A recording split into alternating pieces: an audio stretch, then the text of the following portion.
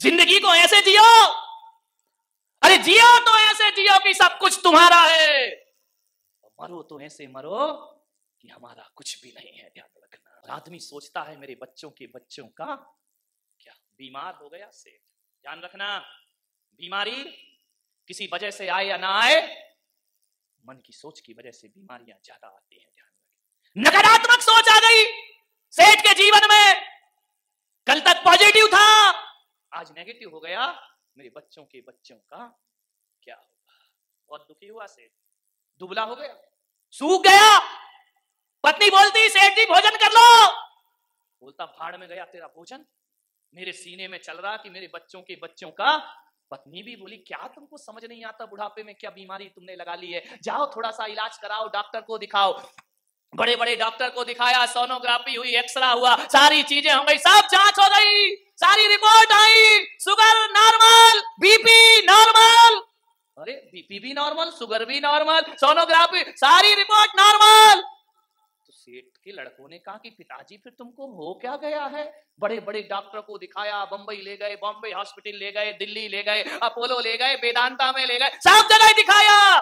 Doctor बोले सेठ जी तुमको तो कुछ नहीं है, तो लोग बोले यार ये सूख के कांटा क्यों हुआ जा रहा है, इसकी सारी रिपोर्ट तो नॉर्मल आती है, लेकिन इसे कौन सी। सेठ बोला मुझे समझ ही नहीं आता है, मंदिर जाने को मन नहीं करता है, माला फेरने को मन नहीं करता है, महफिल में जाने को मन नहीं करता है, किसी के पास से बात करने को मन नहीं करता है, मन में एक ही धुन लगी है, मेरे बच्चों के बच्चों का क्या। टेंशन में आ गया सेठ। ध्यान रखना, अटेंशन में रहो तो टेंशन कभी नहीं होगा, लेकिन जब आदमी अटेंशन में नहीं रहता है तभी दिमाग में टेंशन हुआ। क्या परवाह, क्या चिंता करना। बहुत दुखी हुआ सेठ। कहते हैं पूरी चेहरे की लालिमा उड़ गई सेठ की, एक शान थी। लोग कहते सेठ जी मंदिर चलो, अरे मुझे नहीं जाना, मेरा मन सही नहीं है, मुझे कोई मंदिर अंदिर नहीं जाना। माला फेरे तो बच्चों के बच्चे देखा। सेठ बड़ा दुखी हो गया, बड़ा पीड़ित हो गया सेठ। पूरे घर को चिंता हो गई कि यार ये बाबूजी को हो क्या गया है, ना खाने में मन लगता, ना कपड़े पहनने में मन लगता, ना किसी से हंसते हैं ना बोलते हैं, एक धुन उनको सवार हो गए। एक शेख सादी था, फकीर था,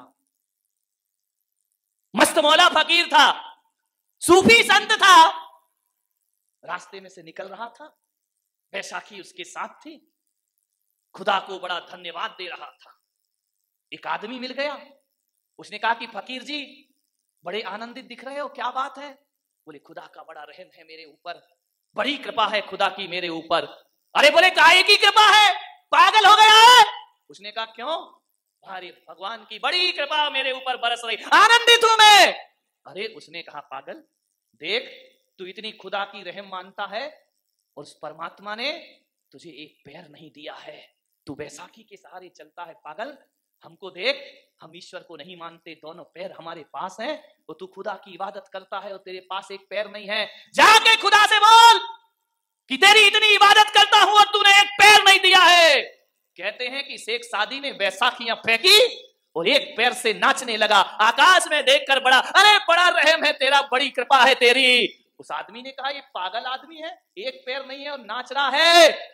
बोले देख पागल, मैं नहीं पागल तू है। उस फकीर ने, शेख सादी ने कहा मैं इसलिए आनंदित हूं क्योंकि दुनिया में ऐसे भी लोग हैं जिनके पास दोनों पैर नहीं होते हैं, ये खुदा का रहम है, उसने मुझे एक पैर प्रदान किया है, इसका मैं धन्यवाद देता हूं।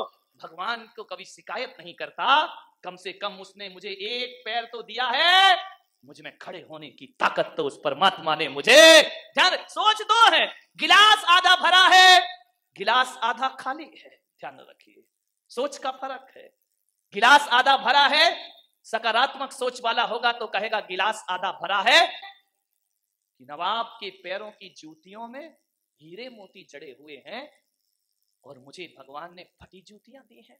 मैं गरीब हूं, 5 बार नमाज पढ़ता हूं, फटी जूती पहनता हूं, और ये नवाब जुम्मे के जुम्मे आता है, हीरे मोती की जूतियां पहनता है। ये नवाब बग्गी पे सवार होके आता है तो मैं गरीब रहता हूं, 5 बार नमाज। अरे खुदा कुछ तो रहम कर मुझ पर, जो तेरी नमाज पढ़ता। अब मेरा नहीं तो कम से कम अपना तो ध्यान रख कि 5 बार नमाज करने वाले के पास फटी जूतियां हैं और नवाब के पास हीरे मोती की जूतियां हैं।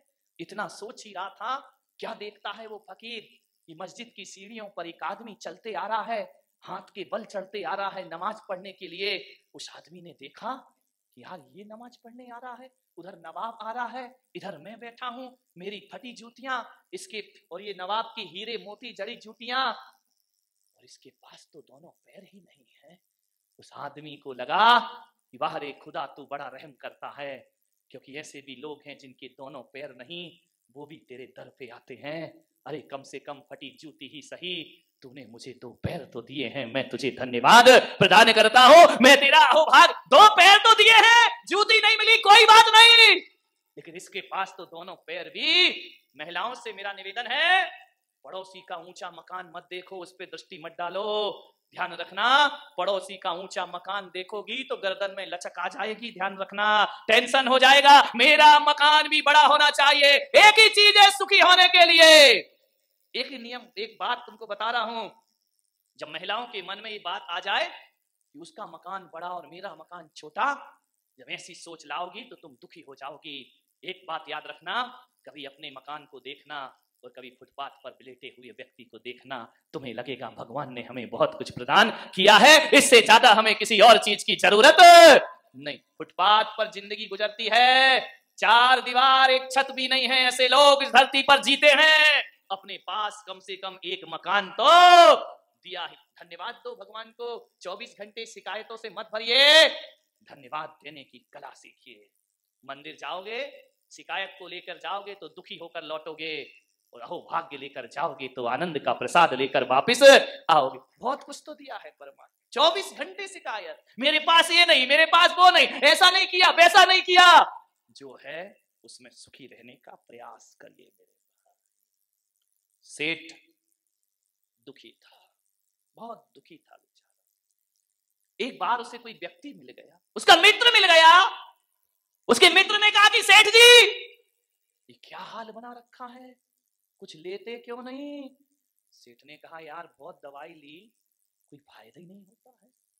अरे ये क्या हाल है, कल तक बड़ी शान थी, आज सिर लटकाए घूम रहे हो, सूख के कांटा हो गए, कुछ ले लो। सेठ ने कहा सब ले लिया। बोले पागल, बीमारी क्या है तुझे? बोले रिपोर्ट सब नॉर्मल है। तो ये हाल क्या है? ये बेचारा काम के बोझ का मारा, इसे पिलाओ हमदर्द का टॉनिक सिंकारा। बाहर एक ऐड आता था हमारे जमाने में टीवी पे, सिंकारा पीता था वो कांच फोड़ के प्रकट हो जाया करता था। मैंने कहा बाहर एक ढक्कन में कांच फोड़ दिया, पूरी बोतल पी ले तो दुनिया हिला के रख देगा। विचार गए, सेठ से कहा कुछ ले लो सेठ। सेठ ने कहा बहुत सा इलाज कराया यार, कुछ फायदा ही नहीं होता। उस आदमी ने सलाह दी, मैं तेरा दोस्त हूं सेठ, मुझसे तेरी ये हालत देखी नहीं जाती, एक काम कर, अपने नगर में एक संत पधारे हैं, बड़े पहुंचे हुए हैं, जाओ उनसे इलाज करा ले। अरे सेठ ने कहा पागल हो गए, तेरा दिमाग खराब है, ये साधु संत भी इलाज करेंगे तो बारामती के सारे अस्पताल बंद हो जाएंगे, मेडिकलों में ताला लग जाए, ये साधु बाबा क्या करेंगे? बोले चला जा सेठ, मेरा क्या? अरे बोले मैं नहीं जाता, मेरा कोई विश्वास नहीं है साधु संतों पर। बोले विश्वास हो या ना हो, एक बार उनके पास तू। सेठ ने कहा यार ये महाराज लोग क्या कर देंगे? बोले यार चला जा, ध्यान रखना संत आपको कुछ दे या ना दे, ध्यान रखिए, संतों के पास जाने से आपको कोई लाभ ना हो तो कोई बात नहीं, लेकिन ये विश्वास दिलाता हूं आपको कोई हानि भी होने वाली नहीं है। संत आपको कुछ देगा नहीं तो संत आपसे कुछ लेने वाला भी। ऐसा करो सेठ, चले जाओ, नुकसान क्या है? फायदा हो या ना हो, साधुओं के पास जाने में नुकसान कौन सा है? जाके अपनी व्यथा बताना।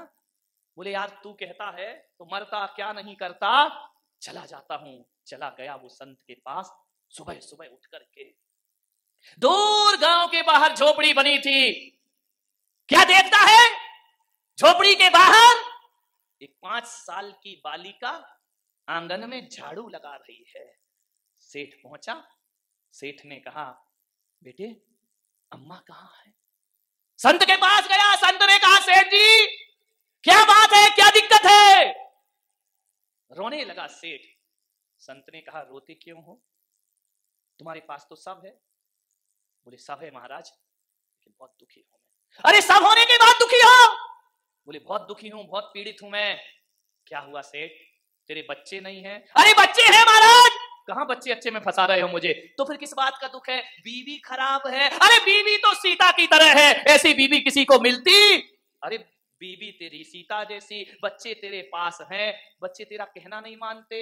अरे महाराज कहने की बात तो छोड़ो, इस कलयुग में भी राम लक्ष्मण की तरह है। कोई बात जुबान पे लाता हूं और जुबान पे आने से पहले बच्चे उसे पूरा, बोले बच्चे अच्छे, सेठ कोई व्यापार में अरे घाटा वाटा कुछ नहीं लगा है, तो फिर क्यों रो रहा है? बोल सेठ किसी ने तेरा अपमान किया? अरे बोले पूरे गांव में किसी की ताकत नहीं मेरा अपमान कर दे। नौकर भाग गए। अरे 20 नौकर है महाराज मेरे पास। संत ने कहा जब तेरी बीवी अच्छी, बच्चे अच्छे, बहुएं खराब है। अरे नहीं, इतनी अच्छी तो बेटियां नहीं होती जितनी अच्छी मेरी बहुएं हैं। अरे सेठ बहू अच्छी, बीवी अच्छी, बेटा अच्छा, दुकान चल रही है, फिर अब किस बात का टेंशन है? बोले एक बीमारी है महाराज, इलाज नहीं हो रहा कुछ है। संत ने कहा क्या इलाज है? बीमारी बता पहले। बोले महाराज यूं तो भगवान का दिया मेरे पास सब कुछ है, लेकिन एक टेंशन मेरे मन में है। क्या? बोल सेठ क्या बात है? सेठ ने कहा कि महाराज एक चिंता सता रही है। क्या चिंता है तुझे? सेठ को और चिंता, गरीब चिंता करे तो बात बनती है सेठ, तेरे पास तो सब कुछ है। अरे कुछ नहीं है महाराज, कहने को तो सब कुछ है मगर हकीकत में देखो तो मेरे पास कुछ। सेठ क्या बात है? बोले महाराज संत जी एक पीड़ा मेरे मन में है। मैंने मुनीमों से पूछा मेरे पास कितनी दौलत है, तो कितनी है सेठ जी? बोले इतनी है, मैं तो क्या मेरे बच्चे भी बैठकर खाएं तो कम पड़ने वाली। तो अब चिंता किस बात की है? अब चिंता तो यहीं से शुरू हो रही है महाराज। बोले क्या? बोले मेरे बच्चों के बच्चों का। संत ने कहा पागल सामान 100 बरस का फल की खबर नहीं, इतना सोचता है सेठ। बोले महाराज देखो ज्ञान व्यान बांटने की जरूरत नहीं है, मैं भी जानता हूं, लेकिन ये बताओ मेरी इस समस्या का समाधान हो। जब से ये चिंता लगी है किसी काम में मन नहीं लगता महाराज, न खाने में, न पीने में, न दुकान जाने में। जिंदगी ऐसी घबराहट हुई लगती है, मौत से डर लगता है कि वो आ गई तो मैंने अपने बच्चों के लिए कुछ भी। संत ने कहा चिंता मत कर, एक काम कर, तेरी इस बीमारी का हल मेरे पास है। बोले हल है? बोले हाँ।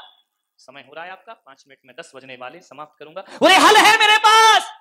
बोले क्या? बोले तेरे गांव के बाहर एक झोपड़ी है। सेठ ने कहा हाँ एक झोपड़ी तो है।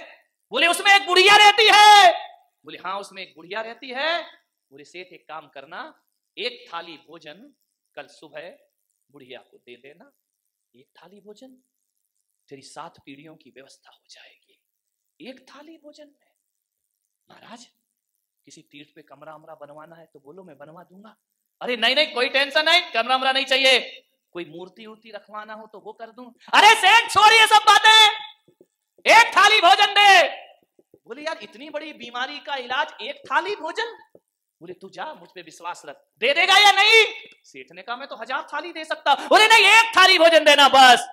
सुबह उठा सेठ, घर गया, सुबह उठा, सोने की थाली में भोजन लगाया, प्रातः काल निकल पड़ा अपने घर से पैदल पैदल बुढ़िया की झोपड़ी में।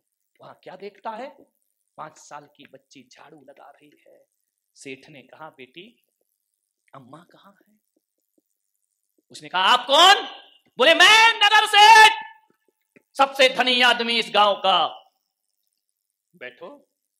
बैठने का समय नहीं बेटा, दुकान खोलना है। बच्ची ने देखा यार 80 साल का दुकान नहीं छूट रही इससे। बच्ची ने कहा एक काम करो सेठ जी थोड़ा इंतजार करो। बोले अरे बेटा मेरे घर में अच्छे अच्छे इंतजार करते हैं और तू कह रही इंतजार करो। बोले सेठ जी जाना है तो जाओ। अरे सेठ को बड़ा धक्का लगा, एक 5 साल की बच्ची कह रही जाना है तो जाओ। बोले अम्मा को बुला। बोले मेरी अम्मा भगवान का भजन कर रही है, कीर्तन कर रही। अरे बोले जाओ अम्मा से बोलो कि नगर सेठ आए हैं। बोले मेरी अम्मा ने कहा है कि ध्यान रखना जब मैं भजन करूं तो रामनाथ कोविंद भी आ जाए है तो मुझे उठाना मत, ध्यान रखना। मुझे कोई देश में मोदी भी आ जाए तो भी मत उठाना जब तक मेरा भजन पूरा ना हो जाए। करने दो लोगों का इंतजार। सेठ को लगा कि यार ऐसा कैसा भजन कर रही है भगवान का। सेठ ने कहा भाई महाराज ने कहा थोड़ा इंतजार करूं। 1 घंटे हो गए, 2 घंटे हो गए, सेठ पसीना पसीना हो गया। सेठ ने कहा बेटा अब तो बुला दे, कितनी देर पूजा करेगी तेरी अम्मा? बोले सेठ जी मेरी अम्मा घड़ी देख के पूजा नहीं करती है, जब तक मन लगेगी करती रहेगी। अरे बोले 1 घंटे 2 घंटे, अरे सेठ जी इंतजार करो। मेरी अम्मा का यदि पूजा में मन लग गया तो पूरा दिन भी लग जाए तो उसे कोई परवाह नहीं हुआ, पूरे दिन पूजा करेगी। बोले हाँ। अरे बुढ़िया मेरा सत्यानाश करने पे तुली है?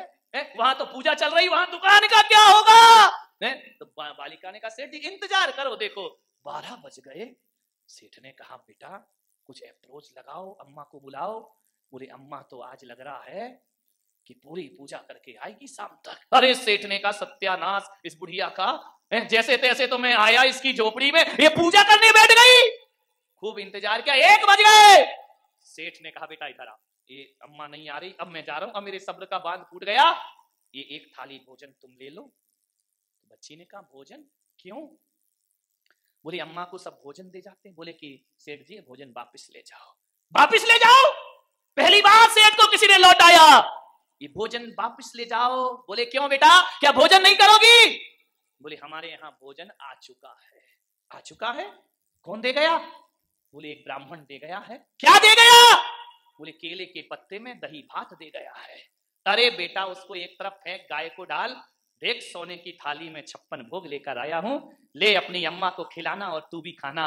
उस बच्ची ने कहा मेरी अम्मा ने कहा है, मेरी अम्मा ने सिखाया है कि बेटा अपने यहाँ भोजन आ जाए तो फिर अपन दोबारा भोजन नहीं लिया करते हैं। सेठ जी आप लेट हो गए, ये भोजन हम स्वीकार नहीं करेंगे, वापिस ले जाइए ये भोजन।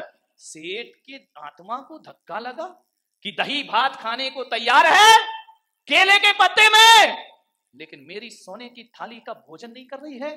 बालिका ने कहा ले जाओ सेठ जी, ले जाओ, वापिस ले जाओ, हमें नहीं चाहिए भोजन। बोले बेटा एक काम कर, रख ले, कल खा लेना। बच्ची ने कहा कल खा लूंगी? हाँ। बोले नहीं सेठ जी वापिस ले जाओ भोजन, मेरी अम्मा ने मुझे बताया है हम कल की चिंता नहीं किया करते हैं, हम आज में ही अपनी जिंदगी जिया कर, हमें कल की कोई परवाह नहीं है। बेटा कल नहीं आया ब्राह्मण भोजन देने तो? बोले नहीं सेठ जी ध्यान रखना ये भगवान की बनाई प्रकृति है, हम कल की चिंता नहीं करते। अरे जो चोंच देता है वो दाना भी देता है और जो प्यास देता है वो पानी भी दिया करता है, हमें कल की कोई परवाह नहीं है। माँ की गोद में आते ही बच्चा माँ के आंचल में दूध की व्यवस्था खुद करके लाता है, उसे करने की कोई जरूरत नहीं पड़ा, हम कल की चिंता नहीं करते। सेठ के दिमाग में बिजली कौंधी, उसने कहा ये 5 साल की बच्ची कह रही है कि हम कल की चिंता नहीं करते और मैं 80 साल का कह रहा हूं मेरे बच्चों के बच्चों का क्या होगा। हाथ से थाली छूट गई सेठ की। उसने कहा मैं कैसा पागल जो बच्चों की परवाह कर रहा हूं, और दही भात लेके बच्ची कह रही है कि हम कल की चिंता नहीं करते। सेठ को जिंदगी समझ में आई। ध्यान रखना नादान है ये आदमी, हथेली में मुकद्दर तलाश करता है। नादान है ये आदमी, हथेली में मुकद्दर तलाश करता है। प्यास बुझती है 2 बूंद पानी से, हवस इतनी है कि समुंदर तलाश करता है, हवस इतनी है कि समुंदर तलाश करता है। आप नमोकार चैनल को सब्सक्राइब जरूर कीजिए और वीडियो को सबसे पहले देखने के लिए बेल आइकन पर क्लिक करना ना भूलें।